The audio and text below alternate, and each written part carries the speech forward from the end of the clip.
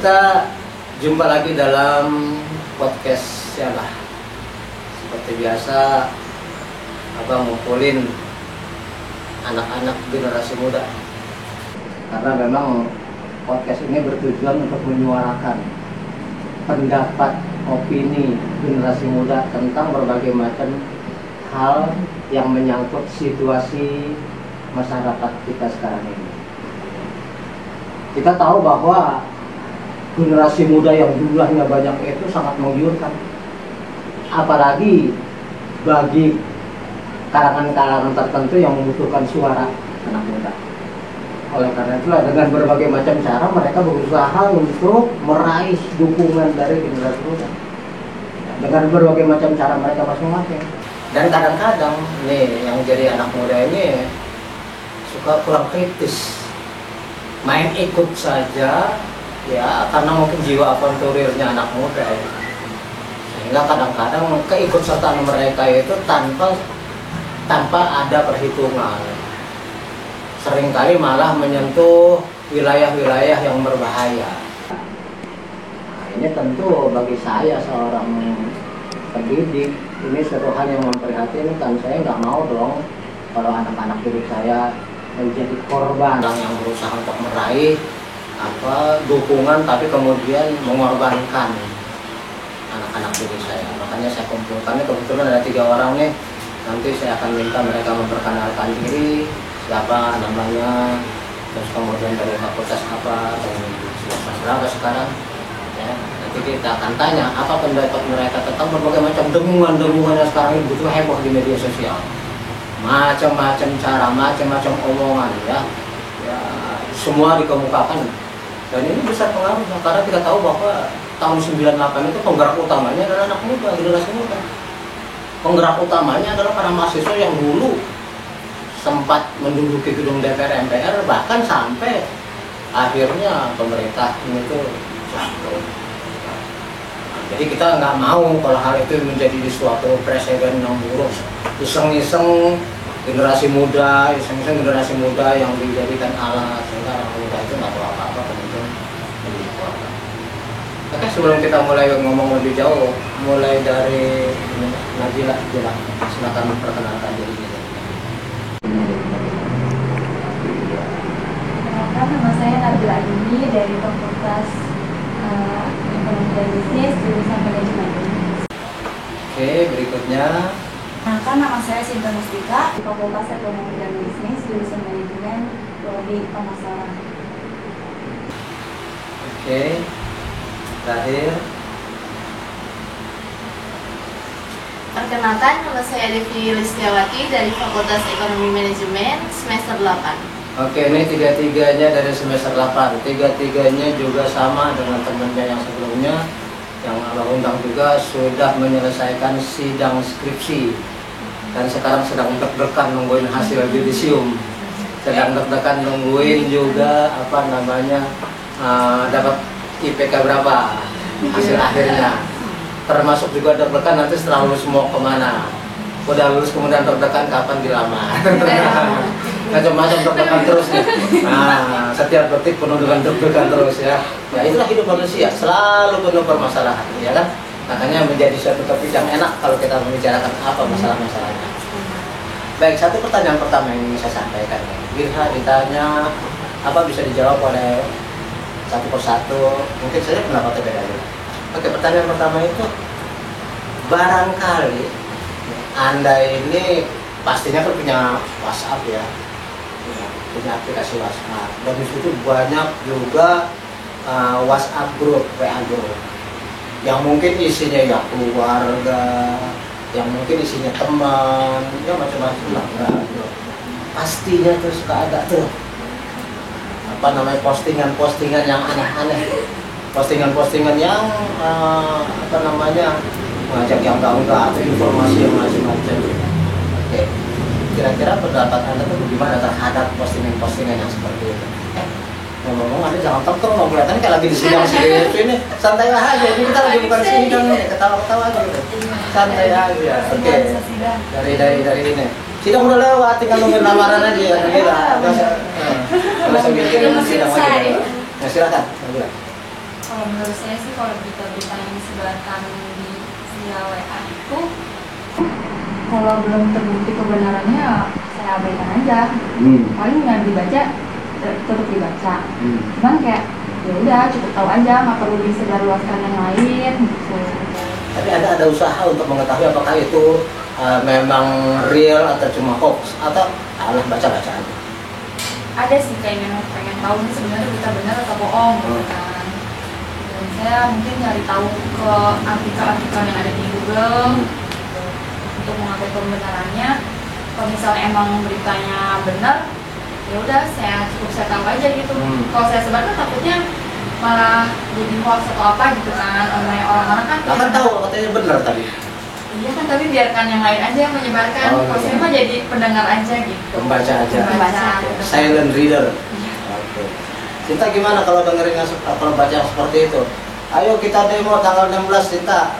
Kira-kira demo apa? Demo masak? Cuma demo kecantikan? Apa demo di depan istana? Baca aja, Pak. Baca-baca aja. Baca-baca apa? Baca doa? Iya, yang beritanya itu dibaca aja paling. Kalau misalkan mau benar atau enggak, biasanya sih saya nggak pernah ini. Kalau bener, Kalau misalkan benar, itu share. enggak, ya udah biarin aja gitu. Oh gitu. Iya.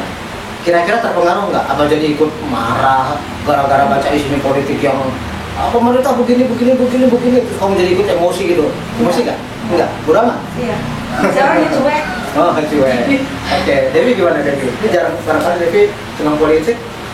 Kalau Devi sih sering lihat juga ya, kadang kan yang di WA keluarga itu kan sering kayak kirim pemerintah gini gitu kan, kayak apaan sih gitu. Kalau belum gimana ya, kalau belum tahu kepastiannya sih kayak acuh sih bah, cuman kepo juga gitu, jadi terpancing juga pengen tahu gitu. Cuman kalau misalnya udah tahu ya udah gitu kan. Kalau misalnya kita sebarluaskan lagi tapi ternyata yang kita ketahui itu belum tentu benar gitu kan, karena kita bisa tahu itu kan cuman dari Google atau artikel-artikel itu aja gitu kan, belum tahu dari sumber utama si pertelevisian itu atau dari mananya gitu kan. Oke, buzzer itu sebenarnya nggak mesti politik ya. Buzzer itu artinya pendengung. Jadi dia prinsipnya sama dengan loudspeaker. Kita ngomong dikencangin lagi sama dia gitu loh. Makanya kadang-kadang orang denger loudspeaker itu, kalau musiknya cocok sama dia, maka dia pun ikut goyang gitu kan. Ya kalau dia denger dangdut gitu kan, ya kan. Kalau misalnya Oma Irama nyanyi di panggung, terus kemudian nggak ada salon, yang ujung sana kan nggak ikut joget, nggak denger kan. Maka ini buzzer ini, salon ini yang berfungsi sebagai buzzer mendengungkan apa yang diomongin dinyanyikan sama Oma Irama, sehingga suaranya jadi kencang dan ditangkap sama penonton yang paling pojok, sehingga dia mendengar, dan kalau dia cocok dengan iramanya maka terpaksa dia berjoget gitu. Itu buzzer kayak gitu. Jadi fungsinya dia adalah untuk meneruskan pesan dari si penyampai pesan, kemudian didengungkan dengan jalan ya supaya mempengaruhi, dan tujuannya apa? Ya, supaya ngedengar itu ikut tergerak sama dia. Jadi kalau si pembuat pesan ini berniat untuk menggerakkan orang supaya demo, diteruskan oleh para buzzer, ditangkap oleh para pendengar, lalu pendengar ikut demo gitu. Sama kan dengan salon. Nah gitu ya, sama dengan salon kita. Nah saya katakan tadi, buzzer itu berarti nggak mesti politik. Katakanlah Nikita Mirzani, emang nggak buzzer? Kok dia bisa sampai punya simpanan yang miliaran rupiah? Padahal sekian tahun yang lalu kita bukan siapa-siapa, tapi sekarang dia jadi orang kaya raya. Gimana tuh? Ada nggak peran buzzer pertama? Kalau untuk figur ya, mungkin mereka punya backingan ya, Gimana? di belakangnya gitu ya, punya backingan hukum sendiri. Ya mungkin kenapa dia juga kayak suka berkoar-koar, suka nyindir pemerintah juga. Tidak kayak seperti tidak takut gitu. Mungkin ya itu ada backingan di belakangnya itu. Kan yang saya tanya tadi dengan Nikita Mirzani katakanlah dia bukan ngomongin politik, tapi dia berusaha supaya ngetop sehingga orang jadi tergerak untuk menjadi follower dia di Instagram. Terbukti Nikita itu punya jutaan follower kan? Iya kan? Nah itu nggak mungkin Nikita sendirian, pasti ada backingnya yang di belakang ini, ada timnya. Tapi itu kan tim dibentuk kalau dia udah punya duit. Ketika dia masih di bawah, bayar orang untuk jadi backing dari mana? Kan gitu kan ya. Nah, jadi sebenarnya buzzer itu ya nggak mesti masalah politik. Artis-artis juga sama, orang fungsinya dia kayak salon kok. Bagaimana supaya orang yang jauh itu ngedengerin, ikut tergerak, ikut ikut menyukai dia, ikut jadi follower, ikut mendukung dia dan sebagainya. Oke, selain di bidang politik maupun seni, nah, pernah nggak kamu lihat ada public figure yang juga kayaknya nih nggak mungkin nih dia ini nggak pakai buzzer? Biasanya sih kalau Ya. kalau public figure itu sensasi dulu ya. Sensasi dulu. Awal-awal, sensasi dulu biar naik, baru dia banyak pengikutnya gitu. Kalau contoh sih kayak Dinar Kennedy gitu ya, masa kemarin baru banget pakai bikini di pinggir jalan, cuma gara-gara PPKM diperpanjang, kan aneh banget. Kalau udah ditangkap kan? Iya, polisi sih ditangkap. Tapi justru dia minta ditangkap. Kenapa itu? Kenapa? Karena kan kita kan negara hukum ya, Bang. Kemungkinan juga kayak dia merasa merasa risih juga kali ya, apa memang supaya merasa bersalah karena merasa bersalah juga kali, karena kan tidak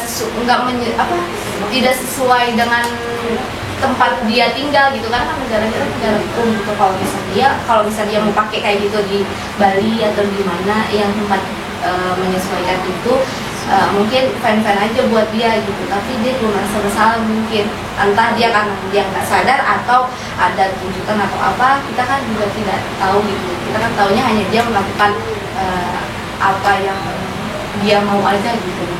Mungkin bukan hanya Dinar Candi, banyak lagi yang lain. Tapi sebenarnya perkara dia pakai bikini, perkara dia itu hanya jalan, hanya jalan. Tujuannya bukan itu. Tujuan dia yang seperti disampaikan oleh Sinta tadi. Berarti dia ditangkap memang itu tujuan dia, benar nggak? Apa coba? Ini tahu. Ya supaya jadi viral, Pak. Jadi orang banyak tahu. Iya, jadi orang tahu. Terus nanti ya gampang lah, namanya artis bisa cepat keluar. Iya. Artis intinya nggak mungkin apa-apa juga di penjara. Iya, benar, kasus katanya. Pengacara sendiri kan. Artinya kalau kita mau samain ya, artis dengan politik sekarang ini juga, partai ini ngomongin, partai ini ngomong gitu, memang ngomong, pokoknya semua sama ngomong lah, semuanya ngatain pemerintah, mau benar mau salah pokoknya ngomong. Tujuannya itu sama, tujuannya sama dengan para artis yang mau ditangkap, mau pakai bikini. Dia tahu pas pakai bikini tempat rame kan aneh. Andai kata orang-orang yang ngelihat dia pakai bikini semuanya masa bodoh, juga bingung diri. Nggak ada yang peduli. Nggak ada yang peduli. Terus polisi juga nggak nangkep, pasti juga bingung diri. Ya nanti orang gila mungkin. Nah, itu. Bayangin gini, kamu punya pacar. Masa kamu tuh malam minggu datang bawa kembang macam-macam, mulai dari kembang mawar sampai kembang kemboja dibawain. Martabak jangan lupa. Ya, semua dibawain. Terus dia udah siapin puisi, udah macam-macam merayu-rayu kamu sampai jongkok di bawah kamu baca puisi. Kamu melengos. Wah, kira-kira dia gimana tuh? Sakit hati kan lihat segala kegiatan. Lama-lama dia marah atau makin cinta? Kesel lah, nggak hati.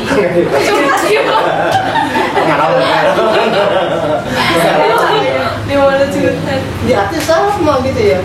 Artinya para buzzer semua itu hanya untuk mencari sensasi, hanya untuk menarik perhatian, sama dengan seorang laki-laki atau seorang perempuan yang berusaha meraih pacarnya dengan segala cara, tapi kemudian dicuekin, di masa bodohin. Lama-lama dia makin mendekat atau melarikan diri? Menjauh. Gitu. Jadi pesan saya sebenarnya adalah bahwa ketika kita menerima pesan-pesan seperti itu, wah, kita nggak usah terlalu ambil peduli, apalagi kita kemudian jadi ikut emosi menyebarkan. Kenapa? Loh, kita nerimanya kan cuma dari WA ya. Pernah nggak ada keinginan kamu misalnya untuk mengetahui apakah ini berita benar atau berita hoax? Karena tadi Nabila bilangnya berusaha mencari artikel. Itu kan belum tentu semua yang dia dapat dicari artikelnya ya. Yang pengen tahu aja ya kan. Kira-kira, nah ini kayaknya ini nggak benar nih. Tapi saya pernah menurut benar nggak kayak gitu? Pernah kamu lihat? Kalau yang kontrol tentang pemerintah kan Apapun lah, mau tentang Dinar Candi, tentang Nikita Mirzani, tentang siapapun juga, nerima berita tentang suatu hal, kamu pengen kepo kan? Kepo sih ada mbak, cuman kadang kayak ini ngapain berapa gitu. iya ujung-ujungnya ya karena kita meskipun udah kepo kayak nggak ngaruh apa-apa Iya. juga. Mungkin ada yang di apa mungkin kayak kalau udah tahu kayak oh ya udah gini gitu, udah gitu aja. Oke, terus kadang-kadang nih, isi suatu pesan dari apa namanya buzzer itu tadi ya, kadang-kadang dibuat sedramatis mungkin, seolah dunia pengen kiamat lah. Ya. Kemarin ada sidang istimewa untuk presiden karena dianggap gagal, Yang mau diganti. harus digantikan. Nah, menurut kamu nih mahasiswa nih, kamu udah semester 8 nih, udah selesai malah. Tentunya kamu bisa menilai dong, bukan anak semester 1. Apakah menurut kamu situasi di Indonesia memang udah segawat itu? Harus presiden disidang istimewakan? Kira-kira nggak? Menurut kamu gimana? Yang kamu alami sekarang situasinya kayak apa sih? Ya kan baru dapat dari berita-berita di sosial media itu kan, belum tahu benar berita itu benar atau enggak gitu. Yang kamu alami kayaknya gimana? Kayaknya sih di kampungan saya masih damai-damai aja. Damai-damai aja. Biasa aja. Cuman kalau udah ngeliat sosial media itu kayaknya udah panas-panas aja gitu, panas ya. Sama. Iya, biasa aja. Di kamu juga kayaknya biasa-biasa aja. Iya. Tempat kamu ada kerusuhan nggak? Di tempat aku sih nggak ada sih, aku belum ada. Harap dong kamu. Jangan sampai ada dong. Harap dong kamu tanya ini. Jangan ada. Artinya sejauh ini aman-aman aja kan? Iya masih aman. Aman-aman aja. Berarti apa yang didengungkan oleh para buzzer itu belum tentu realitas. Jadi dibuatlah sedrakor mungkin drama Korea. Dibuatlah sedramatis mungkin supaya orang menjadi tertarik. Padahal kita kayaknya biasa-biasa aja sih. Mereka aja ribut sih, gitu kan ya? Iya, mungkin mereka yang pada berkorban itu pada nggak kebagian sembako, apa bantuan Bantuan, Iya, kalau yang buzzer itu kan biasanya orang gede didengungkan para salon. Ini salon ini yang biasanya dianggap sebagai sembako. Iya, biasanya Ini orang gede gitu. ini. Kalau saya sih kebagian jadi di mana? Makanya di mana? Karena Berbagi jadi di aja. Kebagian nggak? Kebagian Bagian kamu? Iya masih ya. Bagus lah kebagian. orang tua sih ya kebagian Hah? orang tua Ih, sama aja bentar lagi Kalau gue bagian juga. enggak. Kamu nikah dulu baru dapat. Punya kakak sendiri. Punya kakak sendiri dulu gitu. Ya artinya kan orang tua dapat. Jadi kamu kan nggak mana-mana aja ya. Jadi ya memang kita nggak perlu terpengaruh oleh macam-macam. Ini harus saya sampaikan karena apa? Karena generasi muda itu ya terserah aja kan banyak digiring sana sini. Ya kan lu mahasiswa sih nggak tahu nih karena lagi ini aja nih. Lagi adem nih karena lagi PPKM. Itu kalau lagi kumpul mungkin tuh yang seruan PPKM ini untuk demo itu pada ikut-ikutan panas sekali itu jangan-jangan. Kan kemarin ikut ya dan demo Ya. Cipta Kerja itu. Iya. Ikut Omnibus Law. Ikut. Kan ada mahasiswa yang pengen, kan saya bilang terserah kamu yang bagian ini.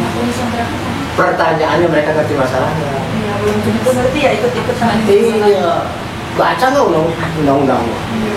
Jadi gini, ini para messenger yang punya pesan, ini pendengung buzzer, ini rakyat, ini kamu di sini tergerak atau enggaknya, ya tergantung apa kamu denger nggak musiknya. Ini Oma Irama, ini selalu ini kamu di pojok, pojoknya di bawah pohon lah gitu kan ya, jauh lagi ya, adem gitu kan. Nah kamu denger nggak tuh musiknya? Kalau kamu denger, belum tentu kamu tertarik. Nah saya nggak doyan dangdut gitu kan, bisa aja kan. Kebetulan kamu penggemar dangdut, penggemar berat Oma Irama. Begitu kamu denger, kamu pas sadar kamu, ayo, gini kan. Nyamperin malah, bahkan nyamperin, iya. Nah itu, jadi buzzer itu posisi seperti itu kita ketahui.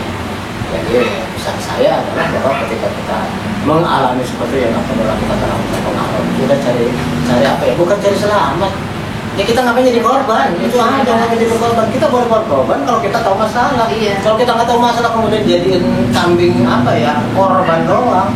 Itu untuk apa? Jangan jadi, ini pesan saya di teman anak muda nih. Jangan jadi apa namanya tukang dorong mobil mogok. Orang pengen pergi naik mobil, mobilnya mogok. Kita dipanggil suruh dorong. Begitu mobilnya jalan, kamu diikat. Nggak ditinggal. Nah, sama. Jangan jadi tukang dorong mobil mogok. Karena apa? Ketika mobilnya jalan, kamu dikasih 3T. Thank you. Atau 3M. Makasih. Udah ditinggal, selesai. Jadi be smart. Jadilah mahasiswa yang cerdas. Gitu. Baik, saya kira untuk topik kali ini kita sudahi saja karena kita sudah dapat kesimpulan bahwa apa yang kita dengar dari para buzzer itu adalah tergantung siapa penyampai pesan dan siapa dia. Ini hanya penyampai pesan yang belum tentu dia sendiri ngerti masalah. Kita di pihak sini jangan mau jadi korban karena nggak ngerti apa-apa. Saya kira gitu. Baik, sebelum kita akhiri acara ini, kita rasanya perlu menyimpulkan dan mendengarkan pesan dari masing-masing tamu-tamu abah kali ini tentang bagaimana sikap menghadapi serbuan para buzzer di media sosial. Kalau dari saya sih pesan buat teman-teman, kalau dapat berita-berita seperti itu, sebaiknya cari tahu sendiri. Kalau misalnya memang sudah tahu kebenarannya, itu benar atau tidaknya, ya kalau menurut saya cukup tahu aja, jangan disebarluaskan lagi, biar orang-orang yang memang sudah bertugas untuk menyebarkan itu, biar mereka yang bertugas. Dan kita sebagai pendengar baik aja. Oke, baik. Saya kira demikian perbincangan kita kali ini. Mudah-mudahan bermanfaat apa yang disampaikan oleh ketiga teman kita tadi ini bagi semua yang sempat mendengarkan, menonton video podcast kita ini. Ya, ini adalah salah satu langkah kita saja supaya kita bisa saling mengingatkan, saling mencerdaskan. Demikian, mudah-mudahan bermanfaat. Sekali lagi, saya akhiri. Assalamualaikum warahmatullahi wabarakatuh.